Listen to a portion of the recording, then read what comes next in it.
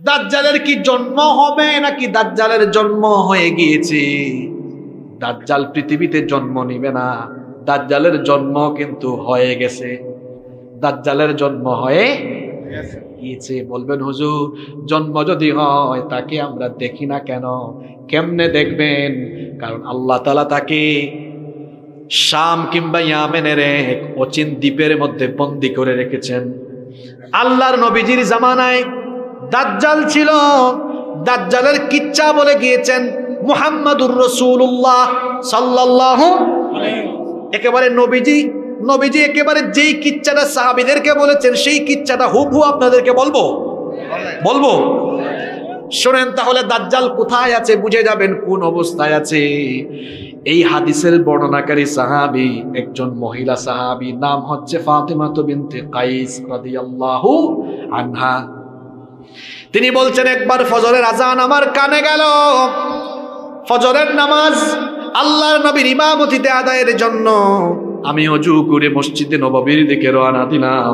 আমি যখন মসজিদে গেলাম, মহিলাদের কাতারের সামনের কাতারে আমি থাকলাম। ইসলামী শরীয়তের সিস্টেম হলো পুরুষরা থাকবে সামনের কাতারে, নারীরা থাকবে আলাদা কিংবা পুরুষের কাতারের পিছনে। তিনি বলছেন আমি নারীদের কাতারের সামনের কাতারে ছিলাম। আমরা নামাজের আগ মুহূর্তে শুনলাম নবীজি বলছেন, ও আমার সাহাবীরা, আজকে নামাজের পরে কেউ নিজেদের জায়গা থেকে উঠবা না, তোমাদের উদ্দেশ্যে আমি কিছু কথা বলবো। এরপরে নবীজি নামাজে ইমামতি করলেন, সালাম ফিরালেন। সালাম ফিরিয়ে আল্লাহর নবী আমাদের দিকে চেহারা ঘুরালেন। এরপরে নবীজি বললেন, শোনো, তামিমদারি এতদিন খ্রিস্টান ছিল, তামিমদারি আমার হাতে এসে ইসলাম গ্রহণ করে মুসলমান হয়েছে। সুবহানাল্লাহ। তামিমদারি আমাকে দাজ্জাল সম্পর্কে এমন তথ্য দিয়েছে, আমি তোমাদেরকে দাজ্জালের ব্যাপারে যে কথা বলা দরকার ছিল সেগুলো তামিমদারির কথার সাথে মিলে গিয়েছে। এই জন্য দাজ্জালের ব্যাপারে আমি তোমাদেরকে সতর্ক করে যাচ্ছি। নবীজি বললেন, তামিমদারি লাখাম এবং জুজাম গোত্রের 30 জনকে নিয়ে নৌ ভ্রমণে সাগরে বের হয়েছিল। তারা যখন সাগরের মধ্যে জাহাজে আরোহণ করলো, এখন তো জাহাজের মধ্যে ইঞ্জিন আছে, সেই জামানায় জাহাজের মধ্যে কোনো ইঞ্জিন ছিল না, জাহাজের মধ্যে পাল বেঁধে দেওয়া হতো। পাল বুঝেন তো আপনারা? পাল বেঁধে দেওয়া হতো, বাতাসের চোটে জাহাজ চলতে থাকতো। নবীজি বলেছেন, তামিমদারি আমাকে বলেছে, তারা যখন পাল বেঁধে দিল বাতাসের তীব্র গতিতে, তাদের জাহাজ খুব দ্রুততার সাথে চলতে লাগলো। হঠাৎ করে তারা সামুদ্রিক ঝড়ের কবলে পড়ে গেল। সামুদ্রিক ঝড়ের কবলে পড়ে যাওয়ার কারণে সাগরের উত্তাল তরঙ্গমালায় একটানা 1 মাস তারা সাগরের মধ্যে হারিয়ে গিয়েছিল। 1 মাস পরে তারা হঠাৎ একটা অপরিচিত অচিন দ্বীপে সূর্যাস্তের আগ মুহূর্তে তাদের জাহাজ গিয়ে অবতরণ করলো। তারা তখন সবাই মিলে ওই অচিন দ্বীপের মধ্যে নামলো। নামার পরে কিছুক্ষণ তারা হাঁটলো, শুনতেছেন তো? হাঁটতে হাঁটতে কিছু দূরে গিয়ে তারা একটা অস্বাভাবিক প্রাণী দেখলো। এই প্রাণীর গায়ে এত বেশি লোম, অস্বাভাবিক লোম থাকার কারণে কোনটা তার শরীরের সামনের অংশ কোনটা পিছনের অংশ বোঝা যাচ্ছিল না। তারা জিজ্ঞেস করলো, তুমি কি? তোমাকে দেখতে এত ভয়ঙ্কর লাগে কেন?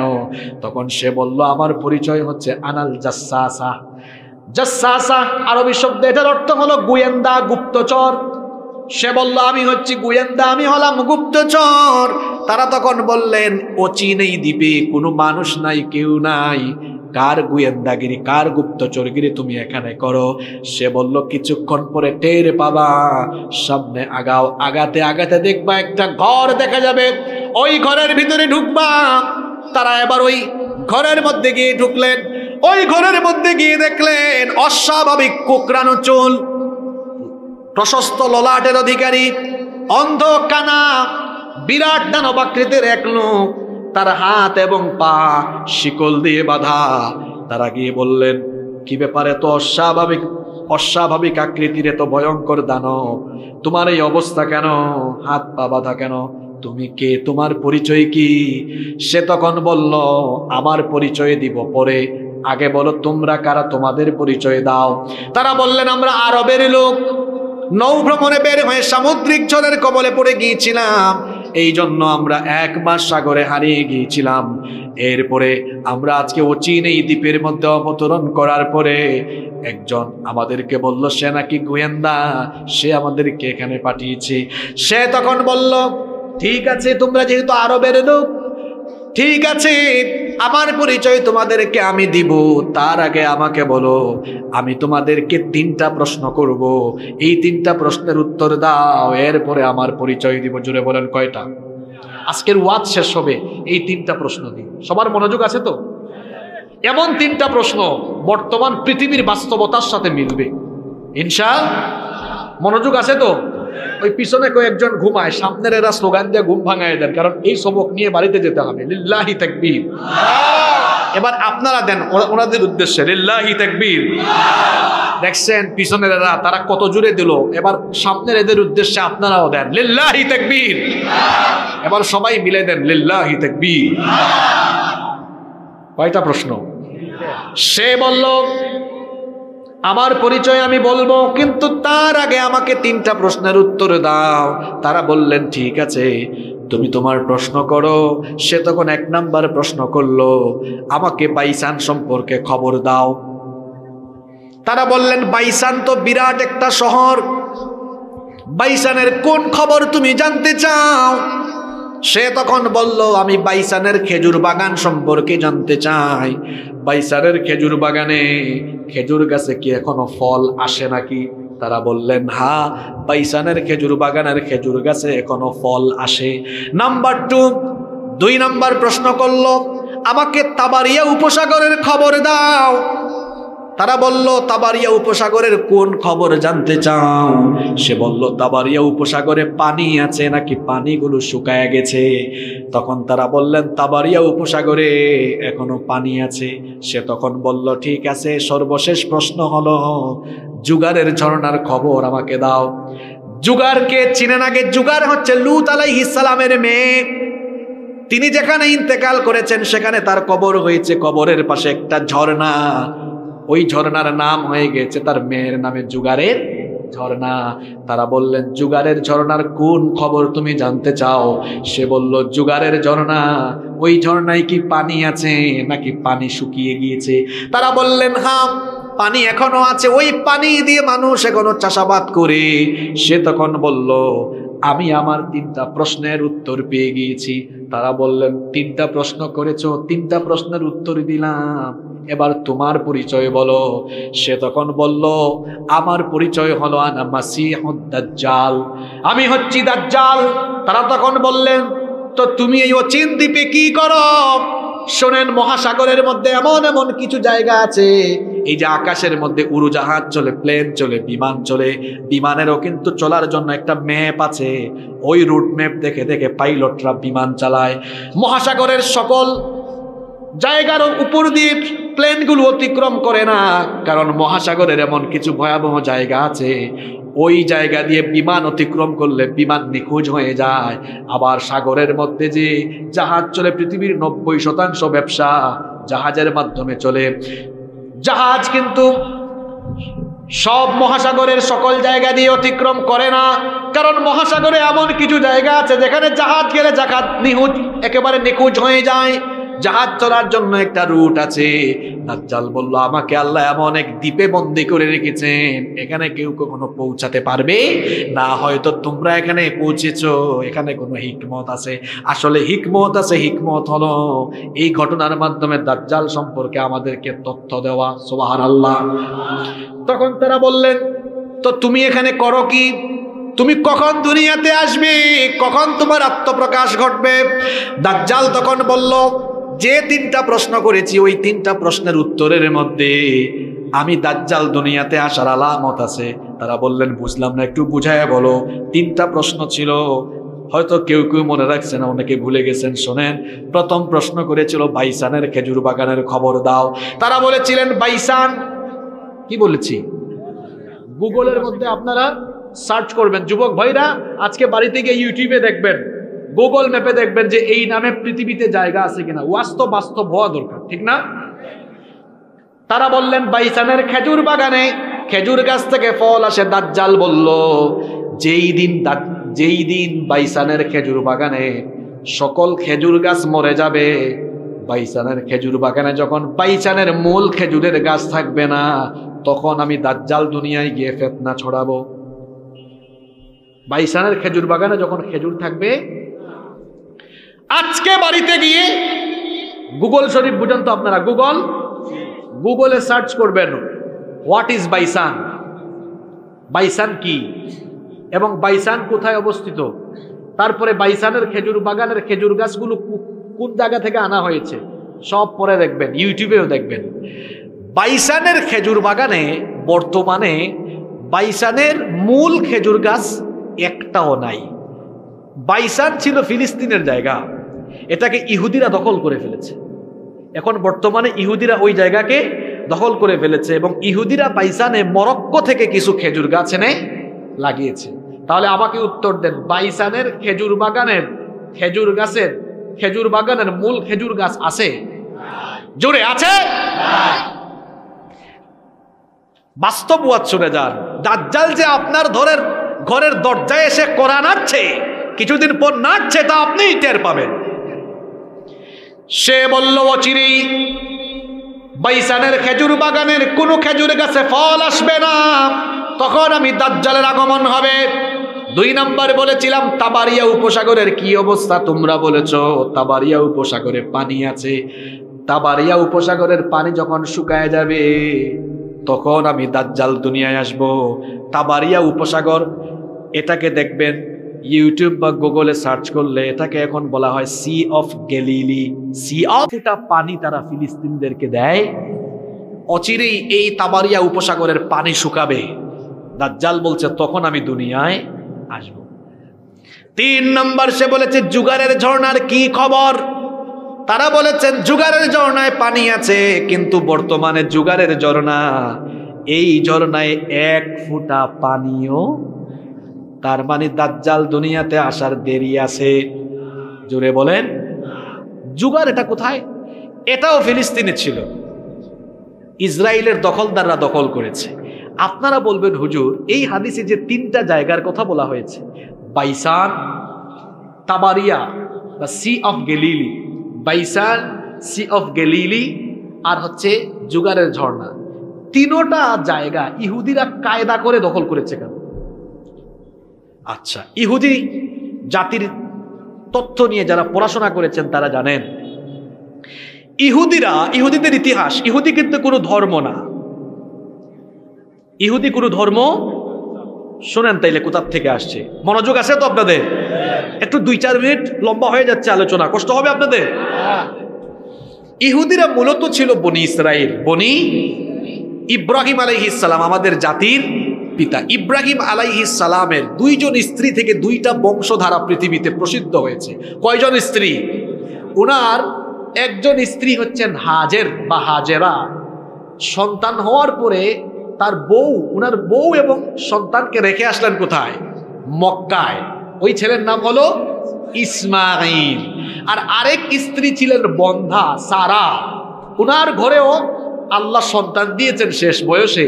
উনার ঘরে ছেলে হয়েছে ইসহাক। এবং তারা ছিলেন তখন ফিলিস্তিনকে, ওখানে বলা হতো তখন কেনান অঞ্চল, ফিলিস্তিন। সারার গর্ভ থেকে আসলেন ইসহাক। ইসহাকের ছেলের নাম ইয়াকুব। ইসহাকের ছেলের নাম ইয়াকুব আলাইহিস সালামের উপাধি ছিল ইসরাইল। কি ছিল? ইহুদিরা তাদের স্টেটের নাম রেখেছে ইসরাইল। এই ইসরাইল এটা ছিল ইয়াকুব নবীর উপাধি। এটার অর্থ হলো আল্লাহর বান্দা। ইয়াকুব নবীর ছিল 12টা ছেলে। কয়টা ছেলে? 10 ছেলে এক ঘরের আর 2 ছেলে আরেক ঘরের। ওই 2 জনের মধ্যে একজন ছিলেন ইউসুফ, আর একজন হচ্ছে বিনিয়ামিন, আর বাকি 10 ভাই আরেক ঘরের। ওই ইয়াকুব নবীকে বলা হয় ইসরাইল বা ইসরাইল, আর তার সন্তানদেরকে বলা হয় বনি ইসরাইল। বনি ইসরাইল মানে হচ্ছে ইসরাইলের সন্তানগণ বা ইয়াকুব নবীর সন্তানগণ। এই 12 ছেলের মধ্যে এক ছেলের নাম ছিল ইয়াহুদা। এক ছেলের নাম ছিল কি? ইয়াহুদা। এই ইয়াহুদার বংশ থেকে পৃথিবীতে এক পর্যায়ে ইহুদি জাতির উদ্ভব হয়েছে। এটা কোনো মূলত ধর্ম না। এই ইহুদিরা শেষ নবীর, এই ইহুদিরা তাদের মাসিহের অপেক্ষায় ছিল। তারা তাদের মাসিহকে চিনতে পারে নাই, তারা তাদের মাসিহকে হত্যা করেছে। আর খ্রিস্টানরা আর ইহুদিরা তারা মনে করেছে ঈসা নবীকে তারা মেরে ফেলেছে। আর আল্লাহ কোরআনে বলেছেন ঈসা নবীকে তারা শুলে চড়াতে পারে নাই, বরং ঈসা নবীর সুরত আল্লাহ আরেকজনকে দিয়েছেন, আর ওই লোককে তারা শুলে চড়িয়েছে।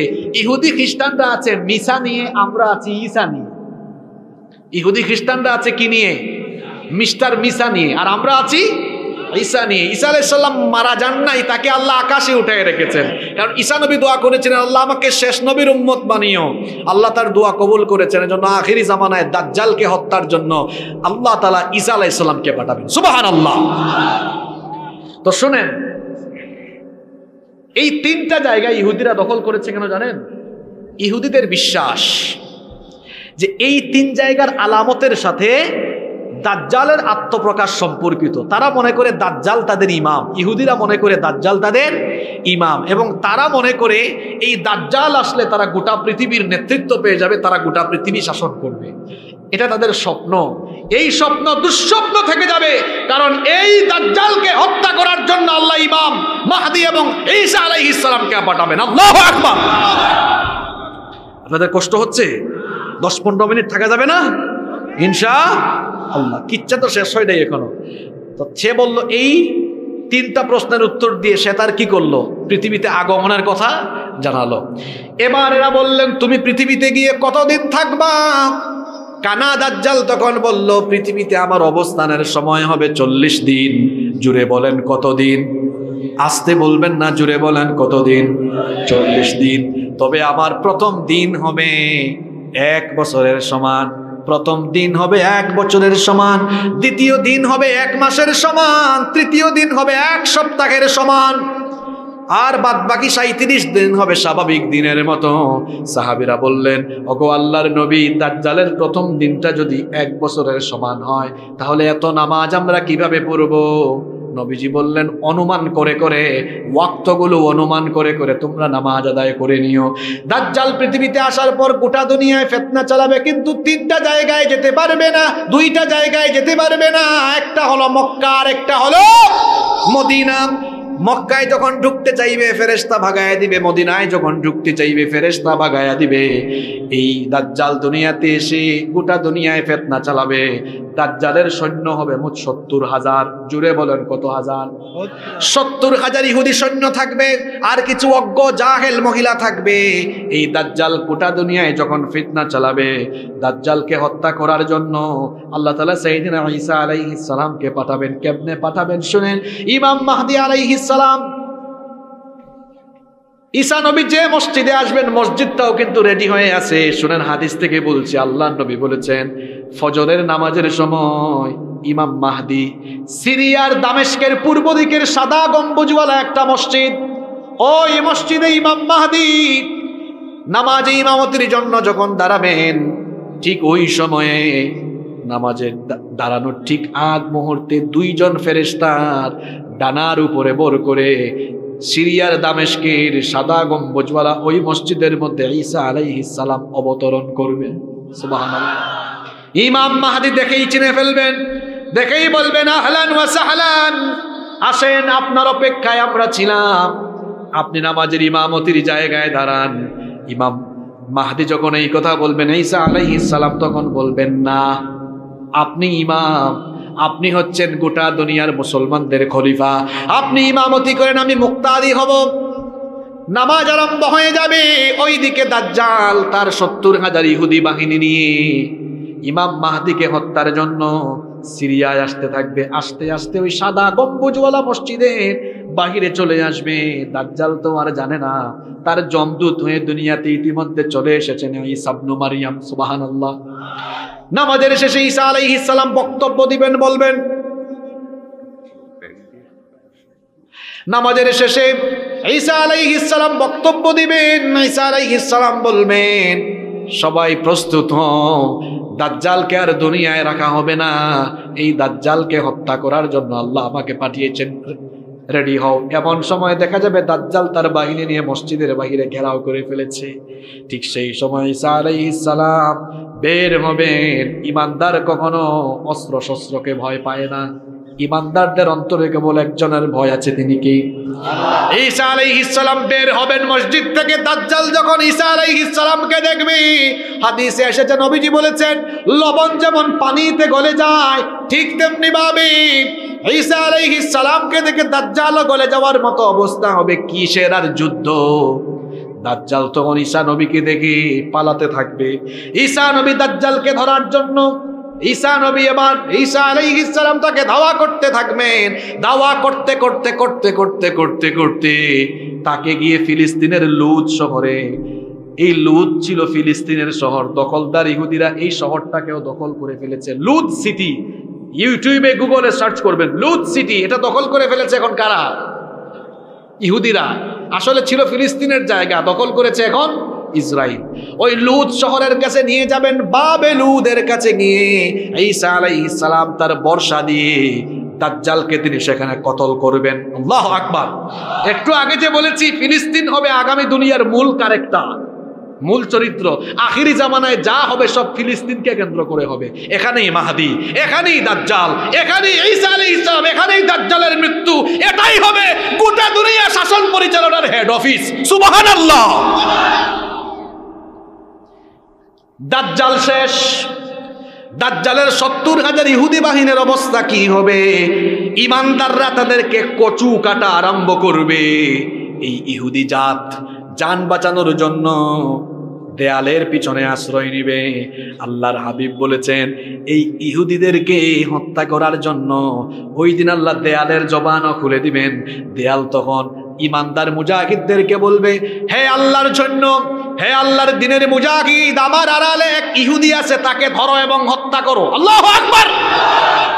গাছের আড়ালে আশ্রয় নিবে, গাছের জবান আল্লাহ খুলে দিবেন। গাছ বলবে আমার আড়ালে এক কাফির আছে, তাকে ধরে ধরে হত্যা করো। এইভাবে করে দাজ্জাল এবং তার বাহিনীকে শেষ করে দিয়ে গোটা দুনিয়ায় আবারও ইসলামের পতাকা বিজয়ী হবে। সম্মানিত ভাইয়েরা, কষ্ট হচ্ছে আপনাদের? আজকের মাহফিলে আসতে পেরে আপনারা সবাই খুশি না বেজার? কারা কারা খুশি একটু হাত তুলেন তো দেখি। মাশাআল্লাহ মাশাআল্লাহ। একটু হাত ভালো করে তুলেন না, এবার একটু নাড়াচাড়া মারেন। অনেক কষ্ট করছেন আপনারা, দীর্ঘক্ষণ ওয়াজ শুনতেছেন। হয়েছে হয়েছে, ঠিক আছে, সোজা করেন, একদম সোজা করেন, সোজা করেন। আচ্ছা দেখি আমার আজকের মাহফিলের সৈন্যবাহিনী কোথায়? আমাদের স্বেচ্ছাসেবক ভাইয়েরা চারিদিক থেকে ঘায়েল করে ফেলেন, ব্যাগ নিয়ে ঢুকেন। আর আপনারা কি করেন? হাতগুলা নামান, নামাইয়া পকেটে ঢুকান। মানুষের পকেটে ঢুকাইয়েন না, নিজের পকেটে ঢুকান। আর এই যে মসজিদের উদ্যোগে আজকের মাহফিল, মসজিদটার কাজ চলতেছে। নবীজি বলেছে মান বানা লিল্লাহি মসজিদান বানাল্লাহু বাইতান ফিল জান্নাহ। যে আল্লাহর ঘর, এই যে আপনারা উঠে যাচ্ছেন কেন? আমার তো কথা এখনো কিছু বাকি আছে। আপনারা কি মোনাজাত করে যাবেন না? পাবনার মানুষ তো ভদ্র মানুষ। হ্যাঁ আচ্ছা, গত বছর মাহফিলে ছিল, আপনারা বলেন তো এই বছর মাহফিলে নাই, কবরে চলে গেছে এমন কিছু মানুষ আমাদের এলাকায় আছে তো? আছে তো আগামী বছর তো আপনি না থাকতে পারেন। এটা জীবনের শেষ মুনাজাত। হাজার হাজার মানুষ এখানে এসেছেন। কার কার কার মাধ্যমে, যে কার হাতের জন্য যে দোয়া কবুল হয়? আমি তো গুনাহগার, কিন্তু আমি তো মুসাফির, সফর অবস্থায় দোয়া কবুল হয় বলেছেন মুহাম্মদ সাল্লাল্লাহু। কে উঠবেন না? আমার কিছু কথা বাকি আছে, মোনাজাত হবে এরপরে, তারপর আমরা উঠবো ইনশাআল্লাহ। একটা স্লোগান দেন, লিল্লাহি তাকবীর, লিল্লাহি তাকবীর, লিল্লাহি তাকবীর। যে ফিলিস্তিনকে নিয়ে এখন এত ষড়যন্ত্র, যে ফিলিস্তিনিদের উপর এত নির্যাতন, এই ফিলিস্তিনের ভূমি হবে আগামী দুনিয়া শাসনের মূল কেন্দ্রবিন্দু। সুবহানাল্লাহ পড়েন। যে দাজ্জাল এত ফিতনা চালাবে, বাবারা ভাইয়েরা, এই দাজ্জালের ফিতনা থেকে সবাই বাঁচতে চান তো? তা কিছু আমল শিখে যাবেন না আজকে আসছেন যে? হ্যাঁ, দাজ্জালের ফিতনা থেকে বাঁচার জন্য আমরা আমল করব 3টা। জোরে বলেন কয়টা? এই তো আপনারা অমনোযোগী হয়ে গেছেন। ব্যাগ নিয়ে যে যার ভাইয়েরা যাবে, এখানে ভাইয়েরা আছেন যাবে। আপনারা একটু মনোযোগ দেন, 5 মিনিট, এরপরে মোনাজাত হবে। বসেন, যারা দাঁড়িয়ে আছেন বসে যান, বিশৃঙ্খলা করবেন না। এই দাজ্জালের ফিতনা থেকে বাঁচার জন্য কয়টা আমল করব আমরা? দাজ্জালের ফিতনা থেকে বাঁচার জন্য 3টা আমল করবেন। নাম্বার 1, দাজ্জাল যেহেতু নিজেকে রব বলে দাবি করবে, এজন্য রবের পরিচয়গুলো ভালোভাবে জেনে নেবেন। রবের পরিচয় জানার জন্য তার অনেকগুলো গুণবাচক নাম আছে। যেমন আল্লাহর নাম হচ্ছে রহমান, আল্লাহর নাম হচ্ছে রহিম, আল্লাহর নাম হচ্ছে করিম, আল্লাহর নাম হচ্ছে সত্তার, আল্লাহর নাম হচ্ছে গফফার। এইরকম আল্লাহর 99টা নাম আছে। গুণবাচক নামগুলো জানবেন আর আল্লাহর দিন সম্পর্কে জানবেন, তাহলে দাজ্জালের ফিতনায় ফেলতে পারবে। দাজ্জালের ফিতনা থেকে বাঁচার জন্য 2 নাম্বার আমল করবেন। প্রত্যেক দিন, প্রত্যেক জুমার দিনে সূরা কাহাফ তিলাওয়াত করবেন। সূরা কাহাফের প্রথম 10 আয়াত এবং শেষ 10টা আয়াত মুখস্থ করবেন। আল্লাহর নবী বলেছেন, জুমার দিনে যারা সূরা কাহাফ তিলাওয়াত করবে, আল্লাহ তাআলা তাদেরকে দাজ্জালের ফিতনা থেকে বাঁচায়া দিবেন।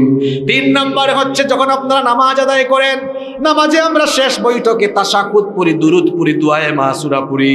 আল্লাহর নবী বলেছেন, দুআয়ে মাসুরার পরে 4টা বিষয় থেকে আল্লাহর কাছে আশ্রয় চাও। জুড়ে বলেন কয়টা?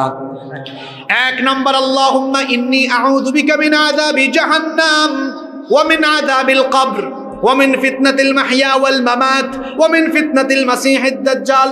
যে দোয়াটা বললাম, এই দোয়াটা কার কার মুখস্থ আছে? হাত তুলেন।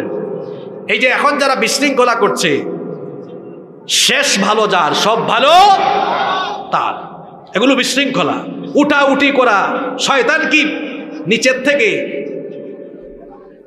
চুলকাচুলকি করে, গুতাগুতি করে। আমি হাসিবুর রহমান এই পাবনায় মাহফিলে এসেছি, বাসায় যেতে পারবো কিনা জানি না, রোড অ্যাক্সিডেন্ট করে মরে যেতে পারি। আপনি রওনা দিয়েছেন, বাড়িতে যেতে পারবেন কিনা এখানেই গজবে শেষ হয়ে যেতে পারেন। যে গুনাহ করেছেন, এই গুনার জন্য কি 10 মিনিট বসে কাঁদতে মন চায় না? শয়তান কি ভেতরকে এত কালো বানিয়ে দিয়েছে? কয়টা আমল বলছি? 3 এবং সর্বশেষ আমল বলছি। নবীজি বলেছেন, নামাজে তাশাহুদ, দুরুদ এবং দুআয়ে মাসুরার পরে এই দোয়াটা পড়ো আর 4টা বিষয় থেকে আশ্রয় চাও। আল্লাহুম্মা ইন্নী আউযু বিকা মিন আযাবি জাহান্নাম ওয়া মিন আযাবিল কবর ওয়া মিন ফিতনাতিল মাহইয়া ওয়াল মামাত ওয়া মিন ফিতনাতিল মাসিহিদ দাজ্জাল। এই দোয়াটা কে কে পারেন মুখস্থ? দেখি হাত তুলেন। অনেক কম। ফেনী, নোয়াখালী, লক্ষ্মীপুর এই প্রশ্ন করলে 100 জনের মধ্যে 90 জন হাত তুলে। পাবনার মানুষ এই দোয়াটা মুখস্থ করলেন না। এই দেখেন, আমল নাই, আমলের দিকে আমরা নাই। মাহফিল হলে দেখা যায়, মাহফিলে বসলে কথা শুনবে, আমল ভালো হবে, জাহান্নাম থেকে বাঁচার অনেক কথা শুনবে। মাহফিলে নাই, আছে কোথায়? মেলায়। এই মেলায় ভেলায় আমাদের সময় চলে গেল। এই দোয়াটা মুখস্থ করবেন। সবাই পারবেন? সংক্ষিপ্ত দোয়া। যুবক ভাইয়েরা শোনেন, গুগলে সার্চ করবেন, দেখবেন দোয়াটা চলে আসবে, মুখস্থ করবেন। যারা পারেন আমার সঙ্গে বলেন, যারা পারেন কি সবাই বলেন, বলেন আল্লাহুম্মা, জোরে বলেন আল্লাহুম্মা ইন্নী আউযু বিকা মিন আযাবি জাহান্নাম ওয়া মিন আযাবিল কবর ওয়া মিন ফিতনাতিল মাহইয়া ওয়াল মামাত ওয়া মিন ফিতনাতিল মাহইয়া ওয়াল মামাত ওয়া মিন ফিতনাতিল মাসিহিদ দাজ্জাল। কি সুন্দর দোয়া! নবীজি শিখালেন, আল্লাহুম্মা ইন্নী আউযু বিকা মিন আযাবি জাহান্নাম, হে আল্লাহ আমাকে জাহান্নামের আযাব থেকে বাঁচাও। ওয়া মিন আযাবিল কবর, কবরের শাস্তি থেকে বাঁচাও। ওয়া মিন ফিতনাতিল মাহইয়া ওয়াল মামাত, জীবন মৃত্যুর ফিতনা থেকে বাঁচাও। 4 নাম্বার, ওয়া মিন ফিতনাতিল মাসিহিদ দাজ্জাল, দাজ্জালের ফিতনা থেকে আমাদেরকে বাঁচাও। বলেন আমিন। এই আমলগুলো করবেন। আর নিজেকে ঈমানের পথে পরিচালিত করার জন্য নামাজ, নামাজ, নামাজ, নামাজের কোনো বিকল্প। হুযায়ফা ইবনে আসিদ আল গিফারি রাদিয়াল্লাহু আনহু এই হাদিসের বর্ণনাকারী সাহাবী, তিনি বলছেন, ইত্তালাআন নাবিয়্যু সাল্লাল্লাহু আলাইহি ওয়াসাল্লাম আলাইনা ওয়া নাহনু নাতাযাকার। তিনি বলছেন, আমরা কয়েকজন সাহাবী মিলে একটি জায়গার মধ্যে আলোচনা করছিলাম। এমন সময় নবীজি আমাদের কাছে আসলেন। এসে নবীজি আমাদেরকে জিজ্ঞেস করলেন, মা তাযাকারুন, ও আমার সাহাবীরা, কি নিয়ে তোমরা আলোচনা করছো? আমরা তখন নবীজিকে জবাব দিলাম, নাযকুরুস সাআহ, আমরা কিয়ামত সম্পর্কে আলোচনা করছি, আল্লাহর হাবিব তখন বললেন, ইন্নাহা লান তাকুমা হাত্তা তারাউনা ক্বাবলাহা 10 আয়াত।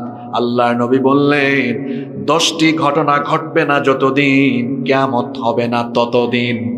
10টি ঘটনা ঘটবে না যতদিন কিয়ামত হবে না ততদিন। জুড়ে বলেন কয়টা ঘটনা? 10টা। পাবনার মানুষ আসতে বলবেন না, জুড়ে বলেন কয়টা ঘটনা? 10টা।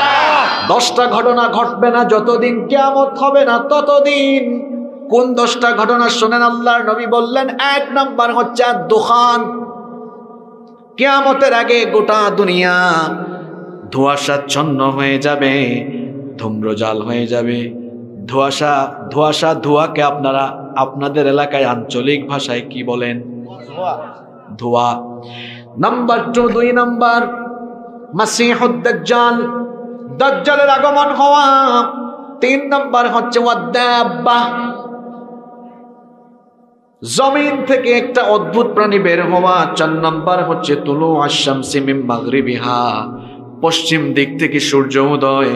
নাম্বার 5 নাম্বার হচ্ছে নুজুল ঈসা ইবনে মারইয়াম, ঈসা ইবনে মারইয়ামের দুনিয়াতে অবতরণ করা। নাম্বার 6 ও ইয়াজুজ ওয়া মাজুজ, ইয়াজুজ এবং মাজুজ দুনিয়াতে এসে বিশৃঙ্খলা সৃষ্টি করা। নাম্বার 7 নাম্বার হচ্ছে খাসফুন বিল মাশরিক, পৃথিবীর পূর্ব দিকে একটা ভূমিধস হওয়া। নাম্বার 8 নাম্বার হচ্ছে ওয়া খাসফুন বিল মাগরিব, পৃথিবীর পশ্চিম দিকে আরেকটা ভূমিধস হওয়া। নাম্বার 9 নাম্বার হচ্ছে ওয়া খাসফুন বি জাজিরাতুল আরব, জাজিরাতুল আরবের মধ্যে আরেকটা ভূমিধস হওয়া। 10 নাম্বার হচ্ছে তাখরুজুল নারুন তাখরুজু মিনাল ইয়ামিন তাতরুদুন নাসা ইলা মাহশারিহিম, সিরিয়ার ইয়ামেনের একটা শহর থেকে আগুন বের হবে। ওই আগুন দুনিয়ার মানুষকে তাড়িয়ে নিয়ে হাসরের মাঠে একত্রিত করবে। তাহলে কিয়ামতের আগে মোট ঘটনা ঘটবে কয়টা? 10টা। জোরে বলেন কয়টা? 10টা। কিয়ামতের আলামতগুলো, লক্ষণগুলো হলো 2 প্রকার। কিছু আলামতকে বলা হয় আলামাতুস সুগরা, আর কিছু আলামতকে বলা হয় আলামাতুল কুবরা। আরবি বললাম, অর্থাৎ কিছু আলামত ছোট, কিছু আলামত বড়। কিয়ামতের ছোট ছোট আলামত প্রায় 131টা আছে। হাদিস গবেষকগণ এই হাদিসগুলো গবেষণা করে দেখেছেন, কিয়ামতের আগে ছোট ছোট যে আলামতগুলো পৃথিবীতে প্রকাশ পাওয়ার কথা, যে ফিতনাগুলো ঘটার কথা, সব ঘটে গিয়েছে। কোনোটা কয়েকবার রিপিট হয়ে গিয়েছে। আর কিয়ামতের যে বড় বড় 10টা আলামত, এই 10টা আলামত কিভাবে প্রকাশ পাবে জানেন? শোনেন, আল্লাহর হাবিব বলেছেন কিয়ামতের এই বড় 10টা আলামত হলো মালার দানার মতো।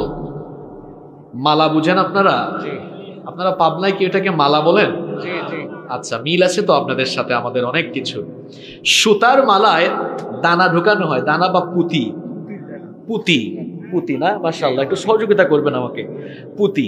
তো এই সুতার মালাটা যদি ছিঁড়ে যায় তাহলে পুঁতিগুলো কি থাকবে না? একটা একটা করে সব বের হয়ে যাবে, একটা একটা করে সব বের হয়ে যাবে। নবীজি বলেছেন সুতার মালা ছিঁড়ে গেলে যেমন পুঁতি একটার পর একটা পড়ে যায়, কিয়ামতের বড় 10টা ঘটনা একটা ঘটলে বাকিগুলো একটার পর একটা প্রকাশিত হয়ে যাবে। আল্লাহু আকবার। এই বড় আলামতগুলোর প্রথমটাই হলো দুনিয়াতে ইমাম মাহদির আগমন হওয়া। আপনারা কি ইমাম মাহদি আলাইহিস সালামের নাম শুনেছেন? আপনারা ভাবতে পারেন, হুজুর আজকে আমাদের মাহফিলে আপনি কোন বিষয়ে ওয়াজ আরম্ভ করলেন? একটু পরে বুঝবেন। পৃথিবীর বর্তমান বাস্তবতাকে সামনে রেখে আমার বাবাজান, যুবক ভাইদের কি করা দরকার এই মুহূর্তে, কেমন প্রস্তুতি নেওয়া দরকার, কিভাবে আমাদের দিনের পথে চলা দরকার, সেগুলো আমরা আজকের আলোচনা থেকে জানবার চেষ্টা করব ইনশাআল্লাহ। ইমাম মাহদি আলাইহিস সালাম পৃথিবীতে আসবেন, আপনাদের কি মনে কারো ডাউট আছে নাকি? কোনো সন্দেহ আছে? মাহদি হচ্ছেন কিয়ামতের আগে সকল কাফির, মুশরিক, বেঈমান, মুনাফিক, স্বৈরাচার এবং জালিমের জমদূত হয়ে দুনিয়ায় আগমন করে সকল জালিম শক্তিকে পৃথিবীর মাটির নিচে গেড়ে দিয়ে ইসলামের পতাকা তিনি উড়িয়ে দিবেন। নাম হচ্ছে ইমামুল, জোরে, ইমামুল মাহদী। পৃথিবীতে এই পর্যন্ত অনেকেই নিজেকে ইমাম মাহদী বলে দাবি করে ফেলেছে। এখন প্রশ্ন হচ্ছে আসল মাহদী চিনব কিভাবে? আসল মাহদীর পরিচয় কি? তার বৈশিষ্ট্য কেমন হবে? আপনারা কি জানতে চান? বলেন। বড় হুজুর এগুলো বলে গিয়েছেন আগে, আমি তো ছোট হুজুর। বড় হুজুর হলেন মুহাম্মাদুর রাসূলুল্লাহ সাল্লাল্লাহু আলাইহি ওয়াসাল্লাম। যুবক ভাইয়েরা, আজকে যুবকরাই হচ্ছে আমার সম্বোধনের মূল জায়গা। তাই বলে বাবারা রাগ করবেন না, আপনাদের উদ্দেশ্য আমার কথা অনেক। যুব সমাজের উদ্দেশ্যে কথা বলার আজকে আরো অনেক বেশি দরকার, কারণ এই যুবকরা হচ্ছে ইসলামের সম্পদ। এই যুবকদের চরিত্র যদি নষ্ট হয়ে যায় তাহলে আমাদের মুসলিম উম্মাহ ক্ষতিগ্রস্ত হয়ে যাবে, আমাদের সমাজ ভেঙে যাবে। নৈতিক অবক্ষয় যখন দেখা দিবে তখন সমাজ রাষ্ট্রের কুপ্রভাব তার উপরে গিয়ে পড়ে যাবে। এজন্য যুবক ভাইদেরকে সচেতনভাবে শোনার জন্য আমি অনুরোধ করছি। আমরা সবাই মনোযোগী থাকতে পারবো তো? ইমাম মাহদী আলাইহিস সালামকে আমরা 10টি বৈশিষ্ট্যের মাধ্যমে চিনতে পারবো। আসল মাহদী হবেন যিনি, 10টি বৈশিষ্ট্যের অধিকারী হবেন তিনি। পাবনার মানুষ জুড়ে বলেন ইমাম মাহদী, তাকে আমরা চিনতে পারবো কয়টি বৈশিষ্ট্যের মাধ্যমে? আস্তে বলবেন না, জুড়ে বলেন কয়টি? নাম্বার 1, মুস্তাদরাক হাকিমের ভেতরে হাদিস বর্ণিত হয়েছে। আবু সাঈদ আল খুদরি রাদিয়াল্লাহু আন, হাদিসের বর্ণনাকারী সাহাবী, তিনি বলেছেন, নবীজি বলেছেন, ইয়াখরুজু ফি আখিরি উম্মতি আল মাহদী। কোন যুগে মাহদী আসবেন শোনো, আল্লাহর নবী বলেছেন আমার উম্মতের আখেরি জামানায়, কিয়ামতের আগে আখেরি জামানায় ইমাম মাহদীর আগমন ঘটবে। তাহলে ইমাম মাহদী আসবেন কিয়ামতের আগে, আখেরি জামানায়, শেষ জামানায়। বলেন তো আমরা কি এখন শেষ জামানায় আছি নাকি প্রথম জামানায় আছি? শেষ জামানায় ইমাম মাহদী আসবেন। নাম্বার 2 নাম্বার হচ্ছে ইমাম মাহদী কোন বংশের, কোন বংশ থেকে আসবেন শুনেন। আমাদের বাংলাদেশের কারো বংশ থেকে আসবেন নাকি? কোন বংশ থেকে তিনি আসবেন শুনেন। ইমাম আহমদ বিন হাম্বল তার মুসনাদের ভেতরে এবং আবু দাউদ শরীফে ওই হাদিস বর্ণিত হয়েছে। আল্লাহর হাবিব বলেছেন, আল মাহদিয়্যু ইতরাতি মিন ওয়ালাদি ফাতিমা। আল্লাহর নবী বলেছেন, আমার কলিজার টুকরা মেয়ে ফাতেমা, তার গর্ভ থেকে আমার কলিজার টুকরা মেয়ে ফাতেমা রাদিয়াল্লাহু আনহার সন্তানদের বংশধারা থেকে ইমাম মাহদীর আগমন ঘটবে। তাহলে ইমাম মাহদী হবেন নবীজির বংশের। সবাই জুড়ে বলেন কোন বংশের? নবীজির কলিজার টুকরা মেয়ে ফাতিমাতুজ জাহরা রাদিয়াল্লাহু আনহার সন্তানদের বংশধারা থেকে তার আগমন ঘটবে। নাম্বার 3 নম্বর হলো ইমাম মাহদীর নাম কি হবে, বাবার নাম কি হবে শুনেন। আল্লাহর হাবিব বলেছেন, লা ইয়াযহাবুদ দুনিয়া হাত্তা ইয়াবআসাল্লাহু রাজুলাম মিন আহলি বাইতি।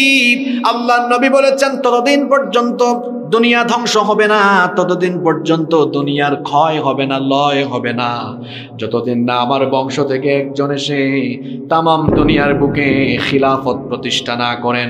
তার পরিচয় কি হবে, নাম এবং বাবার নাম কি হবে? আল্লাহর হাবিব বলেছেন, ইউআতি ইসমুহু ইসমি ওয়াসমা আবি ইসমা আবি। তার নাম হবে আমার নামে, তার বাবার নাম হবে আমার বাবার নামে। আমার নাম হচ্ছে মুহাম্মদ, আমার নাম হচ্ছে আহমদ। মাহদী হয়ে যিনি আসবেন তার নাম হবে মুহাম্মদ, তার নাম হবে আহমদ। সবাই বলেন তো দেখি নবীজির বাবার নাম কি? আস্তে বলবেন না, জোরে বলেন, নবীজির বাবার নাম কি? আল্লাহর নবী বলেছেন, ওয়াসমা আবি ইসমা আবি।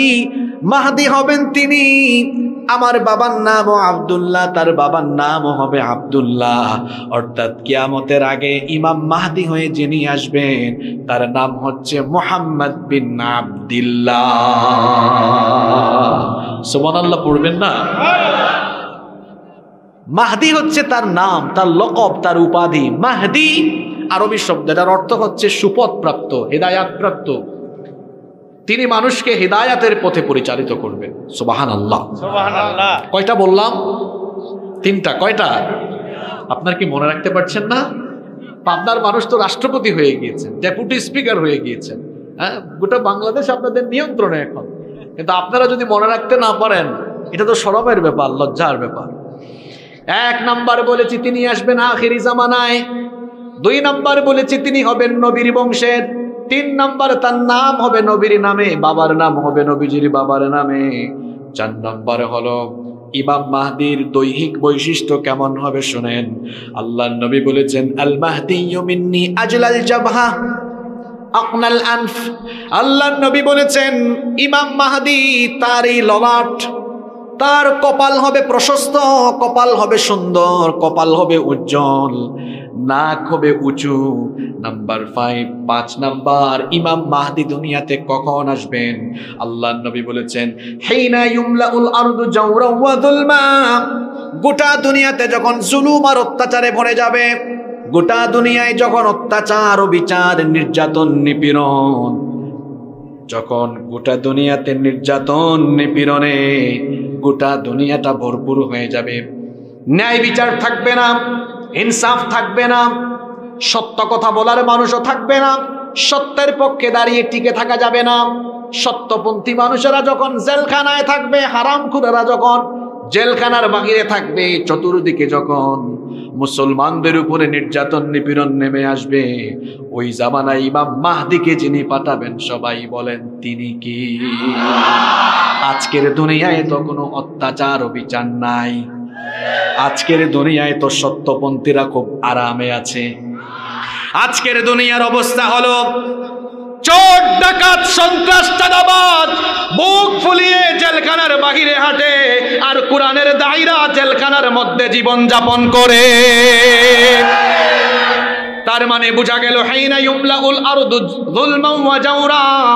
গোটা দুনিয়াতে যখন জুলুম চলবে, মুসলিমদের পক্ষ হয়ে জালিমদেরকে খতম করার জন্য যাকে আল্লাহ পাঠাবেন তার নাম ইমাম।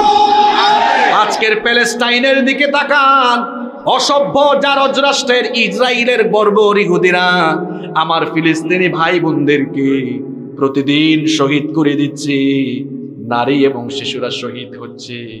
আরে হাসপাতালের মধ্যেও আমাদের ভাই বোনরা ইহুদিদের বর্বরতা থেকে রক্ষা পাচ্ছে না। কঠিন অবস্থা। আজকে খবর দেখলাম, ইসরায়েলের প্রতিরক্ষা মন্ত্রণালয় বলছে যে হামাসের সুড়ঙ্গগুলোতে আমরা বিষাক্ত রাসায়নিক প্রয়োগ করে এদেরকে নিঃশেষ করে দেব। আর নবীজি বলেছেন, কিয়ামতের আগে, কিয়ামতের আগ পর্যন্ত আমার উম্মতের সবচেয়ে খাঁটি ইমানদার যে অঞ্চল, যে মাটির উপরে থাকবে, যে ভূমির উপর থাকবে, সেটা হচ্ছে ফিশাম, শাম অঞ্চলে। বর্তমান ফিলিস্তিন, সিরিয়া, লেবানন, জর্ডান, কয়টা দেশের নাম বলেছি? যুবকরা মনোযোগী। ফিলিস্তিন, সিরিয়া, লেবানন, জর্ডান, এই 4টি অঞ্চল নবীজির সময়ে ছিল শাম। নবীজির সময়ে কি ছিল? এই 4 অঞ্চলের সম্পর্কে আল্লাহর হাবিব স্পেশাল দোয়া করেছেন। আল্লাহর নবী বলেছেন, আল্লাহুম্মা বারিক লানা ফি শামিনা ওয়া ফি ইয়ামানিনা। হে আল্লাহ, আপনি আমাদের শাম এবং ইয়ামেনে বরকত দাও। উপস্থিত সাহাবীরা বললেন, ওয়া ফি নাজদিনা ইয়া রাসূলুল্লাহ। সবাই পড়েন সাল্লাল্লাহু আলাইহি ওয়াসাল্লাম। ওগো আল্লাহর রাসূল, আপনি আমাদের নজদের জন্য দোয়া করেন। নবীজি আবারও বললেন, আল্লাহুম্মা বারিক লানা ফি শামিনা ওয়া ফি ইয়ামানিনা। হে আল্লাহ, আপনি আমাদের শাম এবং ইয়ামেনে বরকত দেন। সাহাবীরা বললেন, ওয়া ফি নাজদিনা, আমাদের নজদের জন্য আপনি দোয়া করেন। নবীজি আবারও বললেন, আল্লাহুম্মা বারিক লানা ফি শামিনা ওয়া ফি ইয়ামানিনা। হে আল্লাহ, আপনি আমাদের শাম এবং ইয়ামেনের মধ্যে বরকত দেন। নবীজি বরকতের দোয়া করলেন কয়বার? জোরে বলেন কয়বার? সাহাবারা বললেন, ওগো আল্লাহর হাবিব, কেন আপনি আমাদের নজদের জন্য দোয়া করছেন না? নবীজি বললেন, হুনাকা জালাজিল ওয়াল ফিতানু ফি আখিরিজ জামান। হুনাকা জালাজিল ওয়াল ফিতানু ওয়া ফিহি কারনুশ শাইতান। আল্লাহর হাবিব বললেন, শোনো, নজদের জন্য এজন্য দোয়া করলাম না, শেষ জামানায় কিয়ামতের আগে এই নজদের মধ্যে ভয়াবহ ভূমিকম্প হবে, ফিতনা ছড়াবে, অশ্লীলতা, অসভ্যতা, শয়তানি কাজ ছড়াবে। আপনারা বলবেন হুজুর নজদ আবার কোন অঞ্চল? মুহাদ্দিসগণ নজদ দ্বারা দুইটা অঞ্চলকে উদ্দেশ্য করেছেন। হয় এটা দ্বারা ইরাকের নজদ উদ্দেশ্য, আবার আরবিতে সৌদি আরবের হিজাজের উঁচু ভূমিকেও নজদ বলা হয়। ১৫০০ বছর আগে নবীজি কি কথা বলে গেলেন? বললেন আখিরি জামানায় এইসব অঞ্চলে অশ্লীলতা, বেহায়াপনা, নোংরামি ছড়াবে। আজকের সৌদি আরবে তাকায় দেখেন হালাল নাইট ক্লাব চালু হয়ে গিয়েছে, সিনেমা হল চালু হয়ে গিয়েছে, অশ্লীলতা, বেহায়াপনা চালু হয়ে গিয়েছে। তার মানে কিয়ামত নিকটবর্তী হয়ে গিয়েছে। বরকতের দোয়া করেছেন আল্লাহর নবী শামের ব্যাপারে। কেন? ফিলিস্তিনের এই মুজাহিদদের জন্য আল্লাহ কেন, আল্লাহর নবী কেন দোয়া করেছেন শুনেন। আল্লাহর নবী বলেছেন লা তাজালু তাইফাতুম মিন উম্মতি ইউকাতিলুনা আলাল হক যাহিরিনা ইলা ইয়াউমিল কিয়ামাহ। আমার উম্মতের একদল লোক কিয়ামত পর্যন্ত হকের উপরে লড়াই করতে থাকবে। গোটা দুনিয়া তাদের বিরোধিতা করে, তাদের বিরুদ্ধে যদি ঐক্যবদ্ধ হয়ে যায় তাও অসুবিধা নাই, ওই মুজাহিদদেরকে আমি আল্লাহ সহযোগিতা করে বিজয় দান করব। সাহাবীরা বললেন নবীজি কোন অঞ্চলের ব্যাপারে বলছেন? নবীজি বললেন আহলুস শাম, শাম অঞ্চলের উম্মতদের ব্যাপারে বলছি। ফিলিস্তিন সম্পর্কে ভালোভাবে যুবকরা জেনে নাও, ফিলিস্তিনের ভূমি হচ্ছে আরদুল মাহশারি ওয়াল মানশার, এটাই হবে কিয়ামতের মাঠ। আল্লাহর হাবিব বলেছেন এই ভূমিকে কেন্দ্র করে আখিরি জামানায় সবকিছু ঘটবে। এই ফিলিস্তিনে এসেছেন হাজার হাজার নবী রাসূল, এখানে এসেছেন সাইয়েদনা ইব্রাহিম আলাইহিস সালাম, এখানে এসেছেন সাইয়েদনা ইসহাক, এখানে এসেছেন সাইয়েদনা ইয়াকুব আলাইহিস সালাম, এখানে এসেছেন সাইয়েদনা দাউদ আলাইহিস সালাম, এখানে এসেছেন তার ছেলে সুলাইমান আলাইহিস সালাম, এখানে এসেছেন মুসা নবী, এখানে এসেছেন ঈসা নবী, এখানে আসবেন মাহদি, এখানে আসবে দাজ্জাল, এখানে মরবে দাজ্জাল, এখানে আসবেন আবার শেষ জামানায় ঈসা। সুবহানাল্লাহ। ফিলিস্তিনে অবস্থিত মসজিদে আকসা, এটা ছিল আমাদের আগের কিবলা। ফিলিস্তিনের এই ভূমিকে আল্লাহর নবী বরকতময় ভূমি বলেছেন। আল্লাহ তাআলা কোরআনে 5 জায়গায় ফিলিস্তিনের ভূমিকে বরকতময় ভূমি বলেছেন। আল্লাহু আকবার। তারা বলছে শেষ করে দিবে, আর আল্লাহর হাবিব বলেছেন কিয়ামত পর্যন্ত এরা হকের উপরে টিকে থাকবে আর এদেরকে আল্লাহ বিজয় দিবেন। সুবহানাল্লাহ। ফিলিস্তিনিদের ঈমান আর আমাদের ঈমান একরকম নয়। আল্লাহর নবী বলেছেন আখিরি জামানায় যখন তামাম দুনিয়ায় ফিতনা ছড়িয়ে যাবে, ঈমান দেখতে চাইলে ফিলিস্তিনের দিকে তাকাবে। সুবহানাল্লাহ কইতে মন চায় না? আজকে আমি ফেসবুকে দেখেছি ফিলিস্তিনের এক বাবা তার মেয়েকে শেখাচ্ছে যে মা, যখন তুমি বোমার আওয়াজ শুনবা তখন তুমি উল্লাস করবা। যেমন আমরা অনেক সময় আনন্দিত হলে হেই হুই অনেক উল্লাস করি না? উল্লাস করি। তো ফিলিস্তিনের এক বাবা তার মেয়েকে বলছে যে মা, তুমি যখন কোনো বোমা হামলা, বোমার আওয়াজ শুনবা উল্লাস করবা। ছোটবেলা থেকে শিক্ষা দিচ্ছে। ওই সময়ে বোমা পড়ছে চতুর্দিকে, তো বাপ বলছে লিল্লাহি তাকবীর, মেয়ে বলছে আল্লাহু আকবার, মানে তারা খুব খুশি। আমি দেখলাম আর চোখের পানি ছাড়লাম, কি জাতের ঈমান! এই বোমা তো তার ঘরের উপরেও পড়তে পারে, খুশি কেন? আল্লাহু আকবার বলছে কেন? কারণ তারা জানে এই মৃত্যু সাধারণ মৃত্যু নয়। কাফিরদের হাতে ইসলামের পক্ষে মরা মানেই হচ্ছে শাহাদাতের সুধা পান করা। আল্লাহু আকবার। তাদের ঈমান আর আমাদের ঈমান একরকম নয়। আমাদের ঈমান পয়সার কাছে বিক্রি হয়ে যায়, আমাদের ঈমান নেতা নেত্রীদের কাছে বিক্রি হয়ে যায়, আর ফিলিস্তিনিদের ঈমান বুলেটে, বোমায়, মিসাইলের কাছে বিক্রি হয় না। তারা ঈমানের জন্য জীবন দিতে জানে, আপোষ করতে জানে না।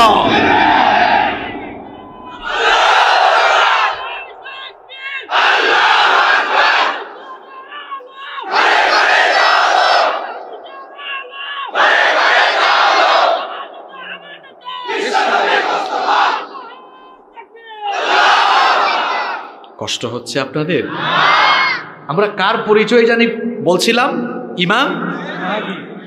ইমাম মাহদি আলাইহিস সালামের 10টা বৈশিষ্ট্য বলছিলাম, তার মধ্যে 5 নাম্বার বলছিলাম হাইনা ইউমলাউল আরদু যুলমান ওয়া জামরান, যখন গোটা দুনিয়া জুলুম অত্যাচারে ভরে যাবে, তখন ইমাম মাহদী আলাইহিস সালাম আসবেন।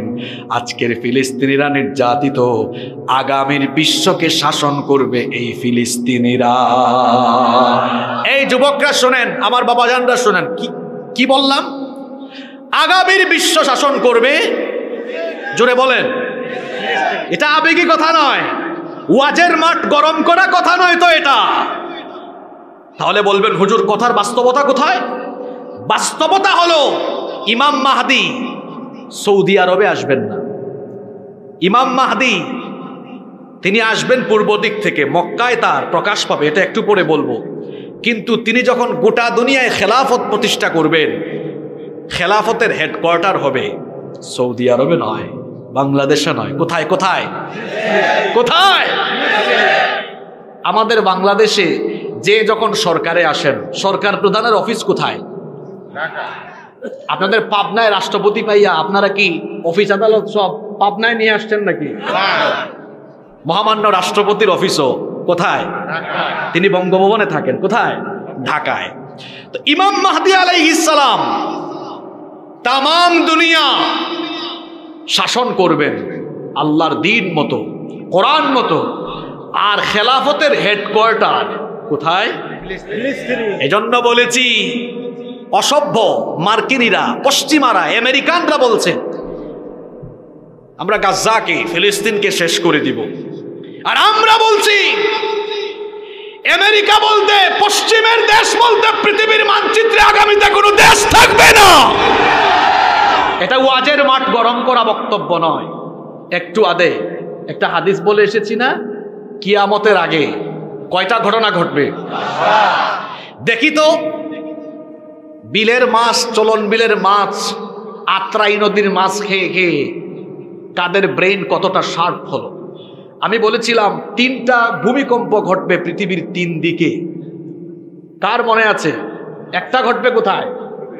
মাশাআল্লাহ, পূর্বে। আরেকটা, এবার পৃথিবীর ম্যাপ হাতে নেন তো, পশ্চিমে কোন দেশ?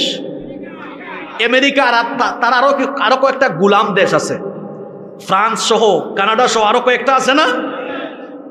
আচ্ছা, আমার মতো হুজুর না হয় কথা ভুল বলতে পারি, মুহাম্মদ সাল্লাল্লাহু আলাইহি ওয়াসাল্লামের কথা কি মিথ্যা? জোরে বলেন। তিনি কি বলেছেন 1500 বছর আগে?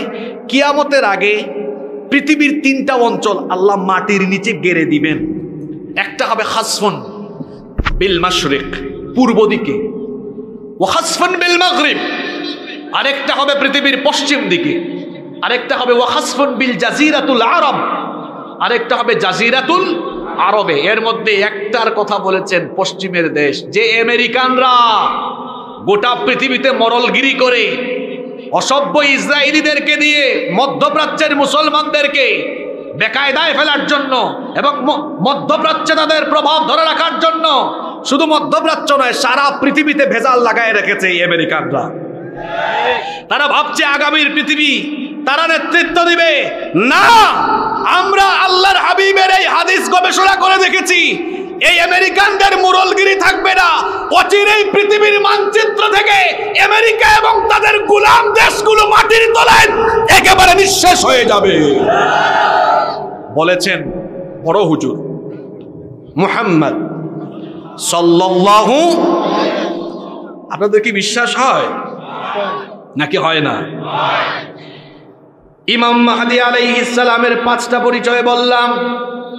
নাম্বার 6 নম্বর হলো ইমাম মাহদী যখন আসবেন দুনিয়ায়, তখন দুনিয়ার অবস্থা কি হবে?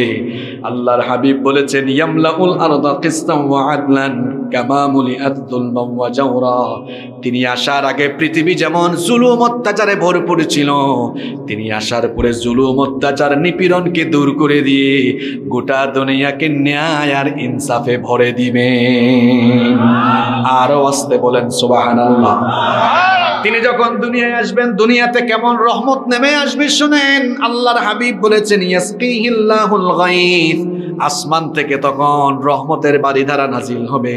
তখন অবস্থা এমন হবে তুখরিজুল আরদা নাবাতাহা, তখন জমিন থেকে ফসলের সমারোহ ভরে যাবে।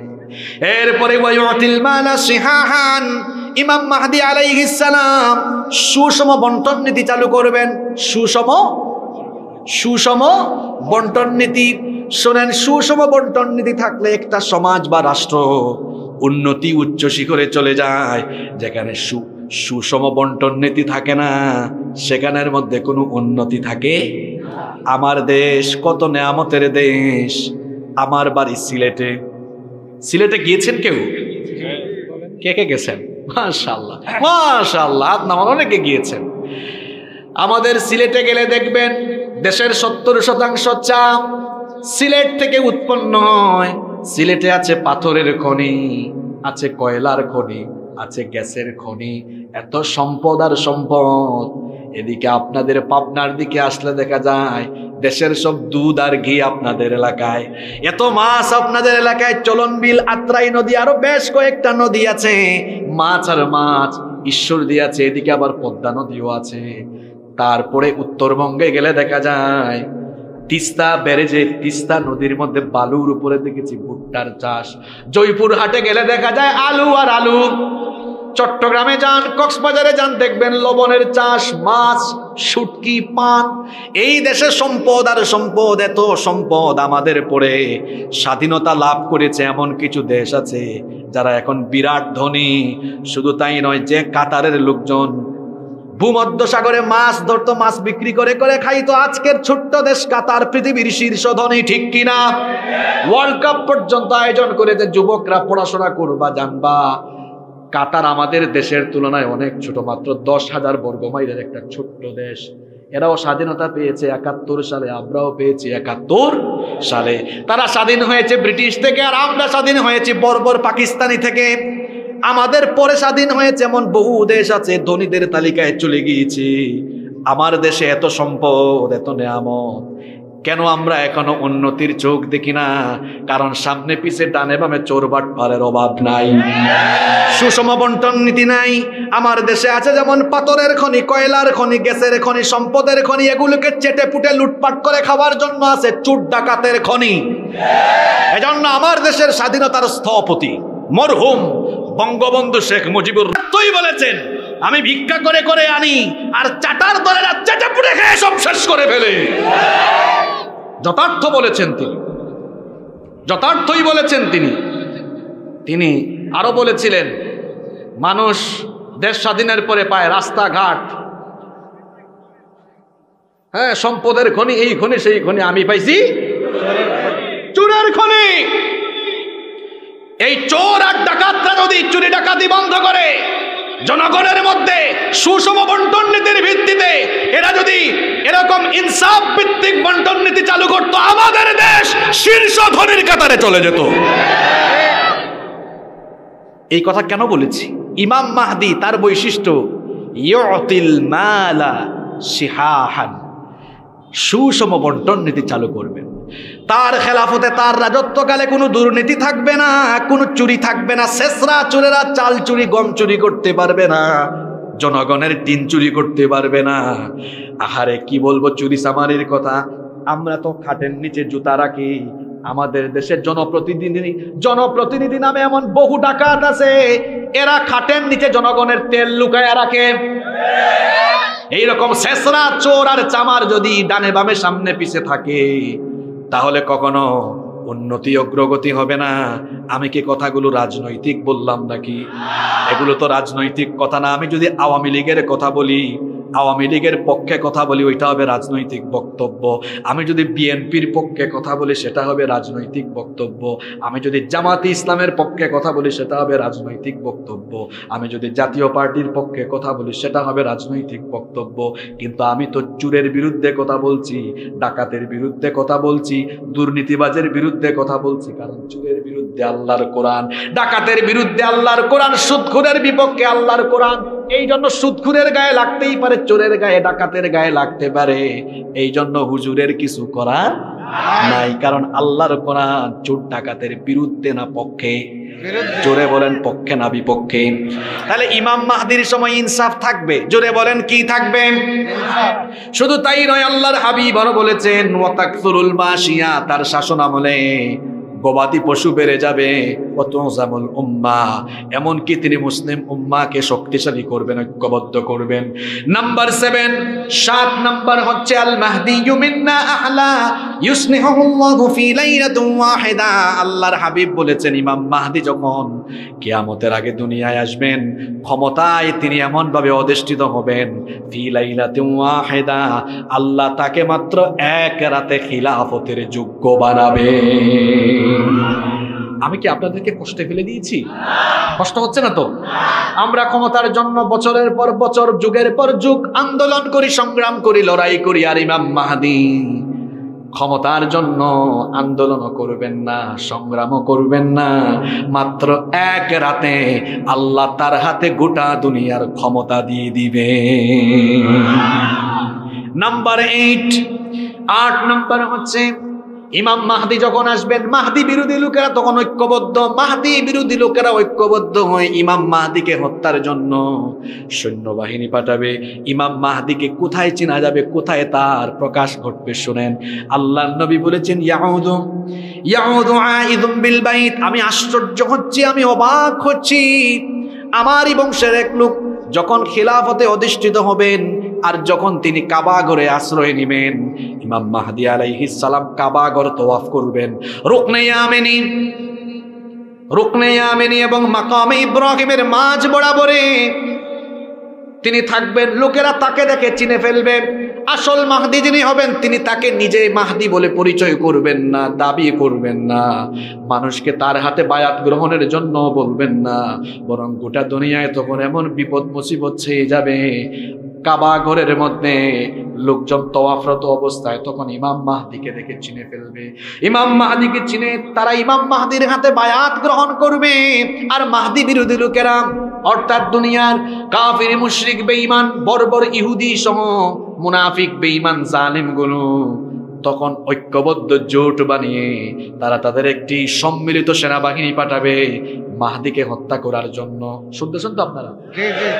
ওই যে একটু আগে বলছিলাম না, আসল মাহদি চিনবেন কেমনে? আসল মাহদি হবেন যিনি কেউ মারতে পারবে না তাকে। এখন পর্যন্ত দুনিয়ায় অনেকে নিজেকে ইমাম মাহদি বলে দাবি করেছে। যুবক ভাইদের কাছে ফোন আছে না? গুগল শরীফে সার্চ করবেন, সব পাবেন। সর্বশেষ দুনিয়াতে ইমাম মাহদি বলে একজন দাবি করেছে 1980 সালে। তার নাম হচ্ছে মুহাম্মদ বিন আবদুল্লাহ আল কাহতানি। মুহাম্মদ বিন আবদুল্লাহ আল কাহতানি 1980 সালে সৌদি আরবের সেই সময়ের সরকার তখন একটা ফোর্স পাঠিয়ে ওই নকল মাহদির বুককে গুলে দিয়ে জাজরা করে দিয়েছে, শেষ। এখন আপনারা বলবেন, হুজুর আসল মাহদিকে কি এরকম হত্যা করা যাবে নাকি? বোমা, বুলেট, মিসাইল বা ক্ষেপণাস্ত্র দিয়ে তাকে কি হত্যা করা যাবে নাকি? শোনেন, আল্লাহর নবী বলেছেন, যখন মাহদির আত্মপ্রকাশ ঘটবে, মাহদি বিরোধী লোকেরা একটা সম্মিলিত শক্তিশালী সেনাবাহিনী পাঠাবে ইমাম মাহদিকে হত্যা করার জন্য। মাহদি তখন কাবা ঘরে থাকবেন, মসজিদে হারামের মধ্যে থাকবেন। আর ওই সম্মিলিত বাহিনী যখন মাহদিকে হত্যা করার জন্য তারা যখন রওনা করবে, ফাইদা কানু বিবাইদাই মিনাল আরদি খুসিফা বিহিম, বাইদা নামক একটা যাওয়ার পরে, বাইদা নামক একটা জায়গায় উপস্থিত হওয়ার পরে ওই সম্মিলিত সেনাবাহিনীকে আল্লাহ মাটির তলায় ধসাইয়া দিবেন। আল্লাহু আকবার। তাহলে ইমাম মাহদি হবেন যিনি তাকে কেউ হত্যা করতে পারবে? জুড়ে বলেন, কেউ হত্যা করতে পারবে না।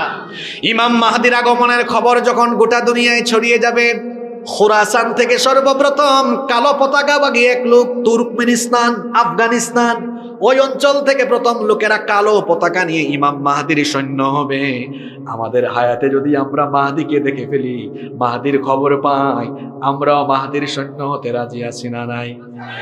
দেখি তো কারা কারা রাজি, দুহাত তুলে আল্লাহকে দেখান।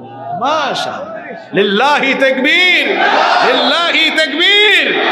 হাত নামান। যারা যাবেন না তাদের ব্যাপারে নবীজি কি বলেছেন শোনেন, ফাইদা রাআইতুমুহু ফাবাইউহু ওয়ালাউ হাবওয়ান আলা সালজ। মাহদির আগমনের খবর যখন পাবা, তখন বরফের উপর দিয়ে হামাগুড়ি দিয়ে হলেও মাহদির হাতে তোমরা বায়াত গ্রহণ করবা। এবার আসেন নাম্বার 10, 10 এবং সর্বশেষ বৈশিষ্ট্য হলো ইমাম মাহদী দুনিয়াতে আসার পরে কতদিন তিনি রাজত্ব করবেন, কতদিন তিনি ক্ষমতায় অধিষ্ঠিত থাকবেন। আল্লাহর নবী বলেছেন, আবু দাউদ শরীফে হাদিস বর্ণিত হয়েছে, নবীজি বলেছেন ইয়ামলিকু 7 সিনিন ওয়া ফি রিওয়ায়াতিন উখরা 9 সিনিন। নবীজি বলেছেন ইমাম মাহদী 7 বছর, কোন বর্ণনায় এসেছে 9 বছর, অর্থাৎ 7 কিংবা 9 বছর তিনি রাজত্ব করবেন। আল্লাহু আকবার। ইমাম মাহদীর কয়টা বৈশিষ্ট্য বললাম? কয়টা? আপনাদের কষ্ট হচ্ছে? এখন লাইনে তুলেছি আপনাদেরকে, আরো চমৎকার চমৎকার তথ্য পাবেন ইনশাআল্লাহ। আমলি অনেক কথাও থাকবে। মা বোনরা এসেছেন না? মা বোনদের উদ্দেশ্য অনেক ওয়াজ আছে আজকে ইনশাআল্লাহ। আপনারা থাকবেন তো না উঠে দৌড় মারবেন? ইনশাআল্লাহ। ইমাম মাহদী আলাইহিস সালাম তাম দুনিয়ার মুসলমানকে সুসংগঠিত ঐক্যবদ্ধ করবেন। ওই সময়ে আবার মুসলমানদের মধ্যে ফিতনা চালানোর জন্য চলে আসবে মাসিহুদ দাজ্জাল। মাসিহুদ দাজ্জালের নাম শুনেছেন তো আপনারা? এর নাম হচ্ছে, এর পুরা নাম, যেমন আমাদের অনেকের নাম আছে না, এই যে পুস্টারে দেখেন মকবুল হোসাইন, আপনাদের এমপি সাহেব, ওনার পুরা নাম, সুন্দর নাম ওনার। তারপরে আবু ইউসুফ আলী মোল্লা, এরপরে এখানে অনেকের নাম আছে, গোলাম হাফিজ রঞ্জু, লোকমান হোসেন, সুন্দর সুন্দর নাম সবার, এই যে পুরা নাম। তো দাজ্জালের পুরা নাম হচ্ছে মাসিহুদ দাজ্জাল। তার নাম মাসিহ কেন, তার নাম দাজ্জাল কেন, এটা আগে শুনেন। মাসিহ, ঈসা আলাইহিস সালামকে বলা হয় মাসিহ ইবনু মারইয়াম। তো ঈসা আলাইহিস সালামকে মাসিহ বলা হয়, আবার দাজ্জালের নামও মাসিহ। তো একজন তো ভালো নবী আর একটা শয়তান, শুধু শয়তান না, শয়তান থেকেও আরো খারাপ। তো দুইজনের নাম মাসিহ কেন এবার শুনেন। ঈসা আলাইহিস সালামকে মাসিহ বলা হয় এই কারণে, মাসিহ শব্দটার সাথে আপনারা পরিচিত। আপনারা যখন অজু করেন, অজু করার সময় একটা অঙ্গ ধৌত না করে কি করেন? কি করেন? মাসিহ করেন। মাসিহ শব্দটি মাসহুন থেকে এসেছে। মাসিহ মানে হলো মুছা, মাসিহ মানে হলো মুছা। ঈসা আলাইহিস সালামকে মাসিহ বলা হয় কেন জানেন? ঈসা আলাইহিস সালামের মুআজিজা ছিল, তিনি যখন কোনো অন্ধ ব্যক্তির চোখের উপরটা মাসিহ করে দিতেন, আল্লাহ ওই অন্ধ ব্যক্তির চোখের আলো ফিরাইয়া দিতেন। সুবহানাল্লাহ। ঈসা আলাইহিস সালাম যখন কোনো কুষ্ঠরোগীর গা হাত দিয়ে মাসিহ মুছে দিতেন, আল্লাহ তার কুষ্ঠরোগ ভালো করে দিতেন। এখন প্রশ্ন হলো, হুজুর দাজ্জালকে মাসিহ বলা হয় কেন? দাজ্জালের একটা চোখ, চোখের ভ্রু সুদ্ধা চামড়ার আবরণ দিয়ে মুছে দেওয়া থাকবে, একটা চোখ থাকবে না, কানা দাজ্জাল। তার একটা চুল থাকবে, একটা চোখও থাকবে চামড়ার নিচে মুছা, এজন্য তাকে বলা হয় কি? মাসিহ। আবার মাসিহ শব্দের আরেকটা অর্থ হলো ভূপৃষ্ঠে বিচরণকারী। এই দাজ্জাল মক্কা মদিনা ছাড়া গোটা দুনিয়ায় ঘুরে বেড়াবে আর মানুষের মধ্যে ফিতনা চালাবে, যেহেতু সে ভূপৃষ্ঠে বিচরণ করবে, এজন্য তার নাম হচ্ছে মাসিহ। এখন প্রশ্ন হচ্ছে, হুজুর তাহলে তার নাম দাজ্জাল কেন? দাজ্জাল শব্দটি আরবি আদ-দাজলু মূল ধাতু থেকে এসেছে। এটার অর্থ হলো, আরবি ডিকশনারি খুললে দেখবেন অর্থ হলো আল খালাত, ইয়ানি সত্যের সাথে মিথ্যা সংমিশ্রণ ঘটানো, প্রতারণা করা, ধোঁকাবাজি করা। দাজ্জাল হবে ধোঁকাবাজ, দাজ্জাল হবে প্রতারক, এজন্য তার নাম হলো দাজ্জাল, মাসিহুদ দাজ্জাল। তারে চিনবেন কেমনে? দাজ্জালের পরিচয় বলছে, দাজ্জালের পরিচয় মোট 12টা। কয়টা? ভয় পায় না, এগুলো খুব শর্টলি বলছি। নাম্বার 1, 1 নাম্বার, দাজ্জাল কোন জাতি থেকে হবে? দাজ্জাল কোনো জিন হবে না, ভূত হবে না, দাজ্জাল আসবে মানুষের আকৃতিতে। তাহলে দাজ্জালের 1 নাম্বার পরিচয় জানলাম, দাজ্জাল আসবে কার আকৃতিতে? আসতে বলবেন না, জোরে বলেন, কার আকৃতিতে? মানুষের আকৃতিতে। তবে আমাদের মতো তার বৈশিষ্ট্য হবে না, বরং তার মধ্যে স্বতন্ত্র কিছু বৈশিষ্ট্য থাকবে। কি সেগুলো শুনেন। নাম্বার 2, আল্লাহর হাবিব বলেছেন, আলা ইন্নাল মাসিহাদ দাজ্জাল আওয়ারুল আইন। আল্লাহর নবী বলেছেন, উম্মত সাবধান, দাজ্জালের 1 চোখ হবে কানা, কানা দাজ্জাল 1 চোখ হবে অন্ধ। আর দাজ্জাল নিজেকে রব বলে দাবি করবে, খবরদার দাজ্জালের ফিতনায় পড়ে যেও না, কারণ দাজ্জালের 1 চোখ কানা থাকবে, নিজেকে রব বলবে, তোমরা তার ধোঁকায় পড়ো না, কারণ আমাদের রব যিনি, তিনি অন্ধ নন। আমাদের রব মানুষের মতো নন, মানবীয় সকল গুণাবলীর ঊর্ধ্বে, কত সুন্দর তিনি আমরা জানি না। মাথার উপরের আসমান কত সুন্দর, জমিনটাও কত সুন্দর, এই দুনিয়ার মানুষগুলোও কত সুন্দর। সুন্দর করে সবাইকে যিনি বানালেন, সবাই বলেন তিনি কি? আল্লাহ। যিনি সবাইকে এত সুন্দর করে বানালেন, তিনি যে কত সুন্দর আমরা জানি। এজন্য একজন গজল লিখেছে, গেয়েছে, দুনিয়া সুন্দর, মানুষ সুন্দর, আসমান সুন্দর, জমিন সুন্দর, সুন্দরে সুন্দরে পাল্লা, জানি না কত সুন্দর তুমি আল্লাহ, জানি না কত সুন্দর তুমি আল্লাহ। সুবহানাল্লাহ। এক নাম্বার বললাম দাজ্জাল হবে মানুষের আকৃতির, 2 নাম্বার দাজ্জাল হবে কানা, নাম্বার 3, 3 নাম্বার হচ্ছে ইন্নাহু শাবুন কাতাব, দাজ্জাল হবে বিরাট আকৃতির এক যুবক, দানবীয় চেহারা থাকবে। নাম্বার 4, 4 নাম্বার হচ্ছে আন্নাহু আহমার, তার গায়ের রং থাকবে লাল, অন্য বর্ণনা এসেছে শুভ্র সাদা রঙের অধিকারী হবে। নাম্বার 5, 5 নাম্বার হচ্ছে আন্নাহু জাদুসার, তার মাথার চুল হবে অস্বাভাবিক কোকড়ানো, অস্বাভাবিক কোকড়ানো চুলের অধিকারী হবে। নাম্বার 6, 6 নম্বরে হচ্ছে মাকতুবুন বাইনা আইনাইহি কাফির, দাজ্জালের কপালের মধ্যে আরবি 3টা অক্ষর লেখা থাকবে, কাফ ফা র। কি বললাম? কাফ ফা র, 2 রকমের বর্ণনা, কাফ ফা র অথবা কাফির লেখা থাকবে। মোমেন যারা, শিক্ষিত হোক অশিক্ষিত হোক, দাজ্জালের কপালের কাফের লেখা পড়তে পারবে তারা। আপনারা বলবেন হুজুর অশিক্ষিত মানুষ লেখা আবার পড়ে কেমনে? শোনেন আমার ভাইয়েরা, অশিক্ষিত যদি লোকটা মোমেন হয়, দাজ্জালের এই কাফের লেখাটা পড়ার জন্য তার ইমানের অন্তর্দৃষ্টি যিনি খুলে দিবেন তিনি কি? আল্লাহ। কিন্তু কাফির মুশরিক সে যদি শিক্ষিত হয়, দাজ্জালের ওই কপালের কাফির লেখা পড়তে পারবে না, কারণ তার অন্তরের মধ্যে ইমানের নূর থাকবে না, এজন্য তারা পড়তে পারবে না। তাহলে দাজ্জালের 6 নম্বর বৈশিষ্ট্য বললাম, কপালের মধ্যে লেখা থাকবে কাফির, কপালের মধ্যে লেখা থাকবে। নাম্বার 7, 7 নম্বর হচ্ছে আল্লাহর হাবিব বলেছেন দাজ্জাল হবে এমন, আল্লাহর নবী বলেছেন ইন্না মাসিহাদ দাজ্জাল, আল্লাহর হাবিব বলেছেন নিশ্চয়ই দাজ্জাল হবে রজুলুন কসিরুন আফহাজ, দাজ্জাল হবে বেটে। আপনারা আপনাদের এলাকায় বেটে মানুষকে কি বাটি বলেন, বেটে না বাইট্টা বলেন? আপনাদের ভাষা খুব সুন্দর, আমাদের সিলেটের আঞ্চলিক ভাষা একটু জটিল। আমরা সিলেটে বেটে মানুষকে বলি তুমি বাট্টি, কি বলি আমরা? দাজ্জাল হবে বেটে এবং সে হবে আফহাজ। আফহাজ মানে কি? আফহাজ হচ্ছে হুয়াল্লাযী ইযা মাশা বা'দা বাইনা রিজলাইহি কাল মুখতাইন।